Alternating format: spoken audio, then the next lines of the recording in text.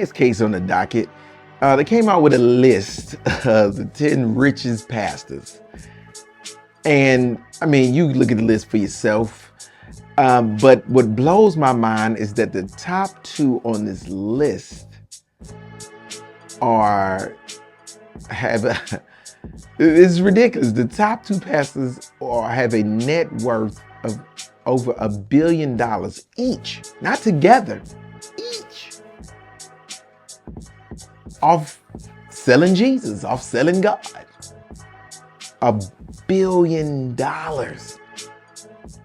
Exactly what are you doing?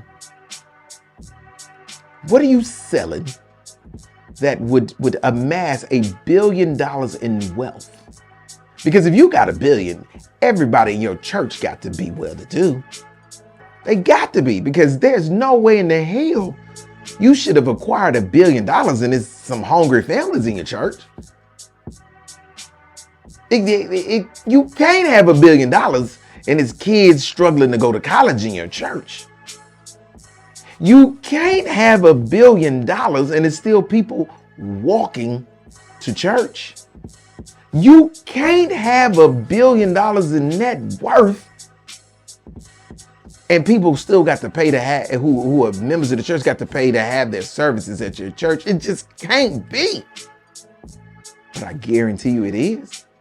I guarantee you there are people that are struggling in this church. I guarantee you there are people, and I ain't talking about people who are struggling financially because they don't know how to handle their finances. I'm talking about people who just were not given the opportunity, and for whatever reason, life has dealt them a bad hand. And all they need is a little help. I guarantee you there are people like that in this church that be there every Sunday. And you walking around worth $1 billion. Now, I don't claim to speak for God because no man can speak for God. But what I will say, that I don't think God okay with this. And if you telling me God okay with that, then you're gonna have to show me a text that God sent you to say he good with you being worth $1 billion and these broke people or poor people are in your church. Show me the text where God say you good, my G, because I just don't believe it. I don't believe it. It is nothing you're gonna say to make me believe it. But you go ahead, you do your thing. Praise God. Next case.